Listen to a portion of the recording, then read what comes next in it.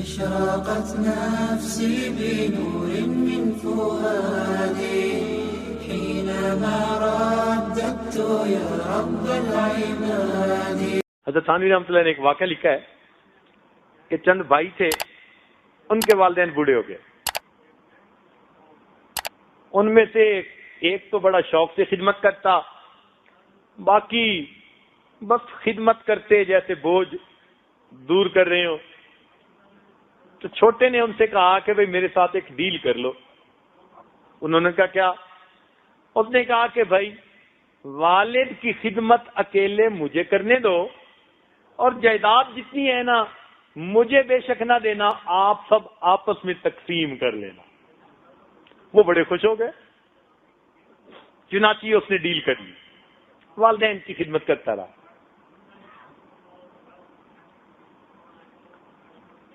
والدین آخر دنیا سے چلے گئے. اب اس کو رزق کی کافی پریشانی رہتی تھی.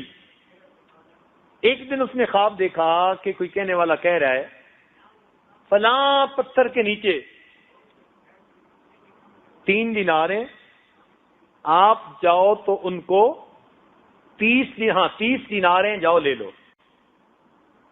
اس نے پوچھا ان میں برکت ہے؟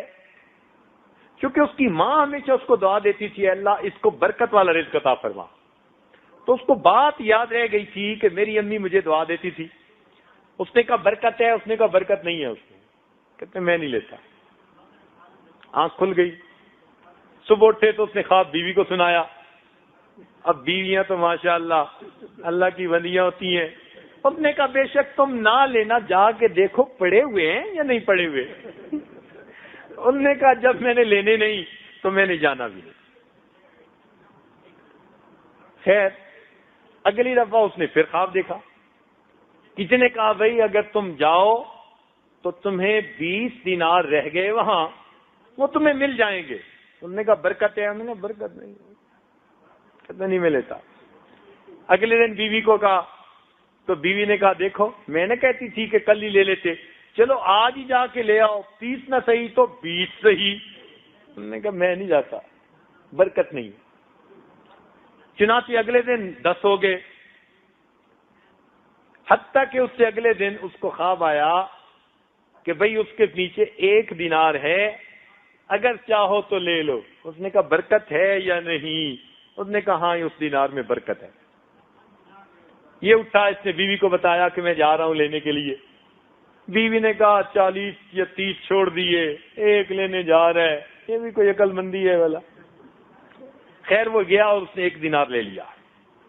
اب جب راستے میں لا رہا تھا تو اس کو خیال آیا کہ بیوی تو غصے ہو رہی تھی کہ تم نے نقصان کر لیا اور یہ ہے اور وہ ہے، چلو بھائی مچھلی لے چلتے ہیں تو بیوی کو آج دیں گے، وہ پکائے گی تو خوش ہو جائے گی.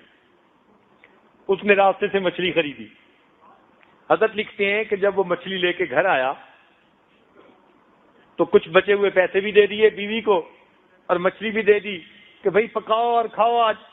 اس کی بیوی نے جب مچھلی کو کاٹا تو اس کے اندر ایک قیمتی ہیرا موجود تھا. جب اس ہیرے کو لے جا کر اس نے بازار میں بیچا، اس کی پوری زندگی کے خرچے کے پیسے اس کو وہاں سے ملے. حضرت فرماتے ہیں اس کو برکت کہتے ہیں. مسئلہ ہی سمیٹ دیتے ہیں ہمیشہ کے لیے اللہ تعالی. روز روز کی چخ چخ سے جان چھڑا دیتے. ایک اس نیک اعمال کا فائدہ یہ ہوتا ہے کہ اللہ تعالیٰ بندے کی مرادیں پوری کر دیتے ہیں. دل میں اگر کوئی اس کے نیک تمنا ہوتی ہے اللہ تعالیٰ حالات بنا دیتے ہیں، وہ بات پوری ہو جاتی ہے. قرآن مجید میں اللہ تعالیٰ فرماتے ہیں وَمَن يَتَّقِ اللَّهَ يَجْعَل لَّهُ مِنْ أَمْرِهِ يُسْرًا، جو تقوی اختیار کرتا ہے اللہ تعالیٰ اس کے کاموں میں آسانیاں کر دیتا ہے.